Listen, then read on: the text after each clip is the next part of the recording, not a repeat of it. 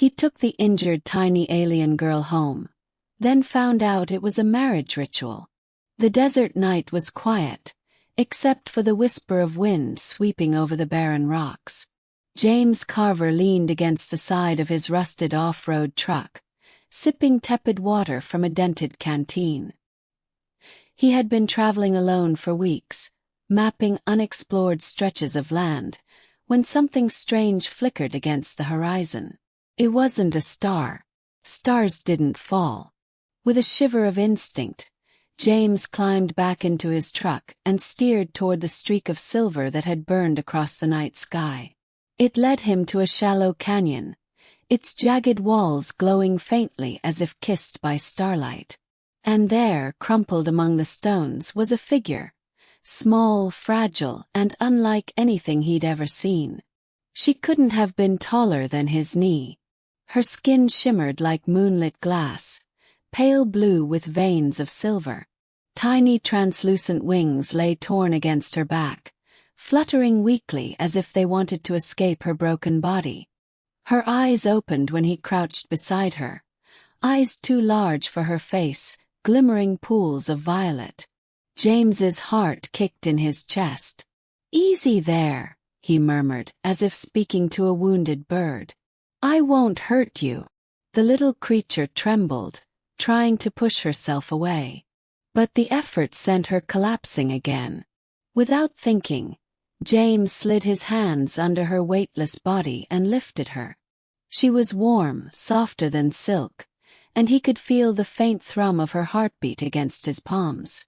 Back at his cabin, deep in the wilderness, James wrapped her gently in a wool blanket and tended her wounds as best he could. He cleaned the cuts along her wings, applied salve, and left her by the fire where its glow painted her in shades of gold and violet.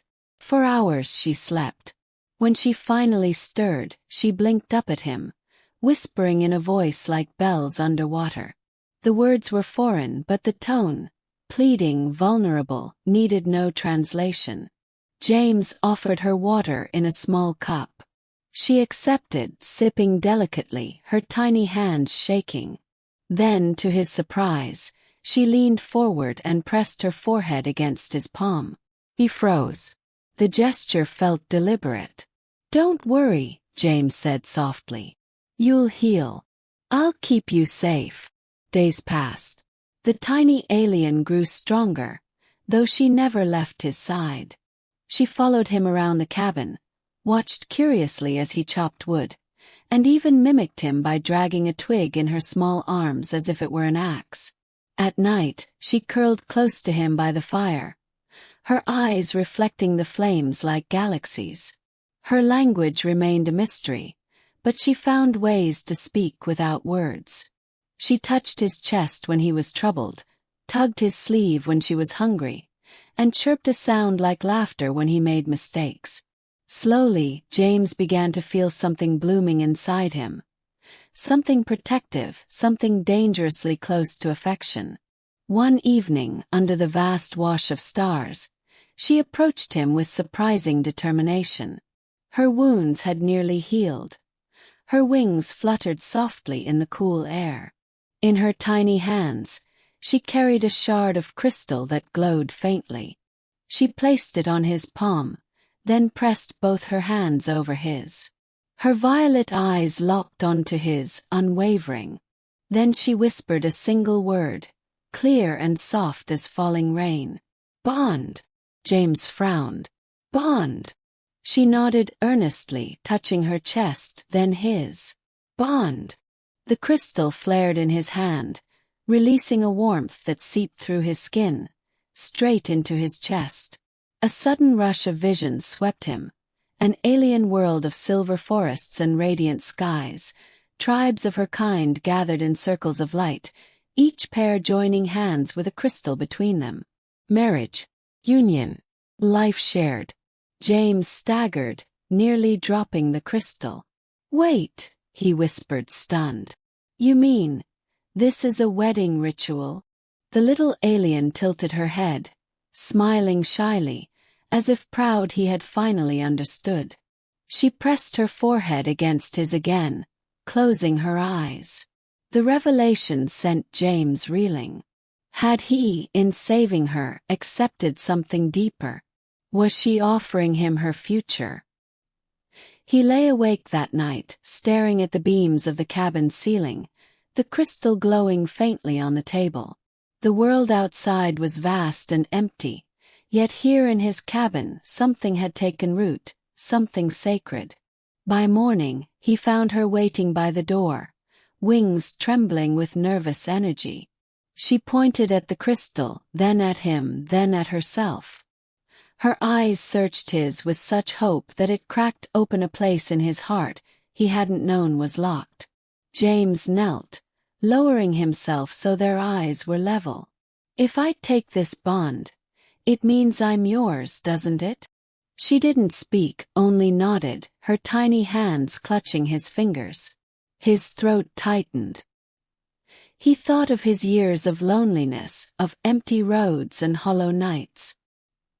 He thought of the tenderness she had shown, the way she looked at him not with fear, but with trust.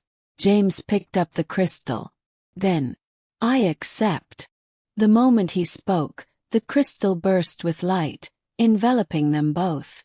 Warmth surged through his body, wrapping around him like a living flame. The little alien's wings glowed brilliantly, mending themselves fully, spreading wide with new strength. She gasped, then laughed, her voice ringing like chimes. The bond was sealed. From that day on, life was transformed. She was no longer just his guest or his responsibility. She was his partner. Though words still failed them, they spoke through touch, through gestures, through the unspoken tether that now bound their hearts. She brought joy and mystery into his lonely world, and he offered her shelter, strength, and love. Sometimes James would gaze at the crystal, still glowing faintly on the mantel, and wonder what destiny had set her path across the stars to collide with his. But then she would slip her tiny hand into his, her smile radiant, and he knew the answer didn't matter. She hadn't fallen from the sky by accident. She had come to find him, and he had taken her home, only to discover that home was no longer a place. It was the bond they now shared. From that day forward, the cabin was no longer a place of silence. The little alien, his bondmate, filled it with gentle sounds, soft laughter, and the warmth of a presence that felt both fragile and eternal. Every morning, she greeted the sunrise with her wings shimmering like stained glass, and every night she curled close to him, the glow of the crystal painting their shadows as one. James found himself transformed. He no longer felt like a wanderer drifting through life. He had become part of something sacred. Her trust, her touch, even the way she looked at him with unguarded devotion, it all reshaped him into a man who was no longer merely surviving, but living. The crystal, still resting on the mantel, pulsed softly with light, a reminder of their union. Sometimes he would pick it up, feeling the warmth radiate through his chest, and remember that this wasn't just a chance encounter.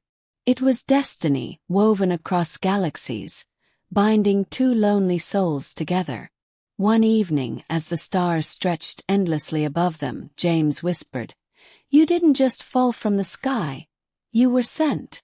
The tiny alien pressed her forehead to his, her wings fluttering gently, and whispered the single word that had changed everything: "Bond." And in that moment, James realized home was not four wooden walls or the empty wilderness. It was her, a fragile, radiant being who had chosen him, and whom he had chosen in return.